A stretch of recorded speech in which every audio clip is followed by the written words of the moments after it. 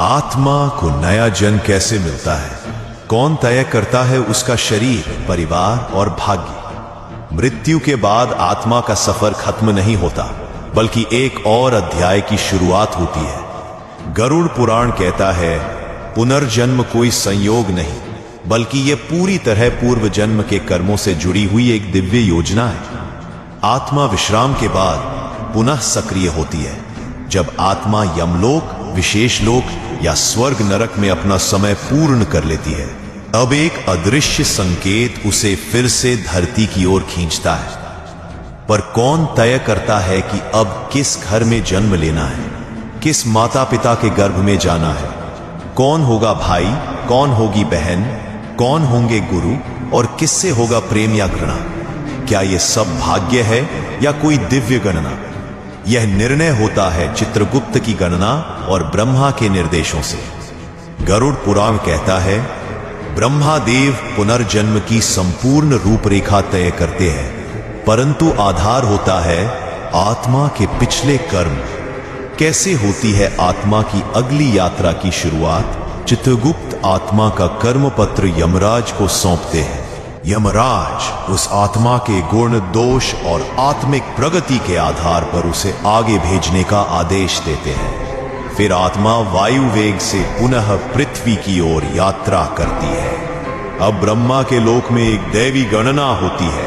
कौन सा परिवार आत्मा के कर्मों को झेल सकेगा? कौन से माता पिता उस आत्मा को जन्म देने के योग्य हैं? कौन सा वातावरण उसके कर्मों को फल देने का माध्यम बनेगा? आत्मा को कौन सा शरीर मिलेगा?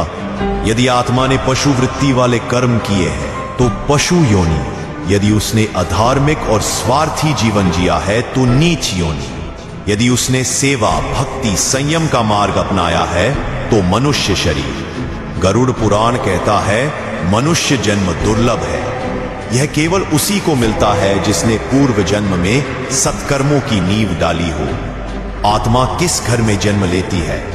अब सबसे बड़ा प्रश्न, परिवार कौन तय करता है? गरुड़ पुराण में इसका उत्तर स्पष्ट है। आत्मा उन्हीं माता पिता के पास जाती है जिनसे उसका पिछले जन्म में कोई अधूरा कर्म या रोम जुड़ा होता है। कोई पिता बनता है क्योंकि उसने आत्मा को पूर्व जन्म में सहारा दिया था। कोई मां बनती है क्योंकि उसने पिछली बार सेवा की थी या सेवा की आशा अधूरी रही। कोई भाई, बहन, पति या पुत्र, ये सब आत्मिक संधियों का परिणाम होते हैं। आत्मा को जन्म से पहले क्या दिखाया जाता है? गरुड़ पुराण एक अद्भुत बात बताता है। जन्म से पहले आत्मा को अपने आगामी जीवन की झलक दिखाई जाती है। उसे उसके भावी सुख दुख, शरीर की सीमाएं, रिश्तों के उतार चढ़ाव, सब कुछ दिखाया जाता है। और तब आत्मा स्वीकृति देती है, हे प्रभु, मैं यह जीवन भोगने को तैयार हूं। मुझे एक और अवसर दीजिए मोक्ष की ओर बढ़ने का। मां के गर्भ में प्रवेश। अब आत्मा एक भ्रूण के रूप में मां के गर्भ में प्रवेश करती है। यह यात्रा अत्यंत कष्टकारी होती है। गरुड़ पुराण में कहा गया है, गर्भ में आत्मा सिकुड़ी हुई अवस्था में रहती है। उसे अपने पिछले जन्म की स्मृति होती है। वह बार बार भगवान से प्रार्थना करती है, इस बार मैं भूल नहीं करूंगा प्रभु। पर जन्म लेते ही वह सब विस्मृत हो जाता है। जन्म की योजना का उद्देश्य क्या है?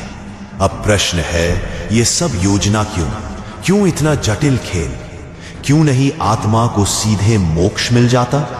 उत्तर है, क्योंकि आत्मा को स्वयं अनुभव से सीखना है। अगर किसी आत्मा ने दूसरों को अपमानित किया था तो अगली बार उसे अपमान सहने का जीवन मिलेगा। अगर किसी ने प्रेम में विश्वासघात किया था तो अगली बार उसे प्रेम की पीड़ा से गुजरना होगा। इस तरह आत्मा अपने कर्मों के फल को जीकर, समझकर और स्वीकार कर एक दिन मोक्ष के योग्य बनती है। गरुड़ पुराण का यह अध्याय हमें सिखाता है, जन्म लेना कोई साधारण बात नहीं। यह एक दिव्य, सटीक और पूर्ण योजना का परिणाम है।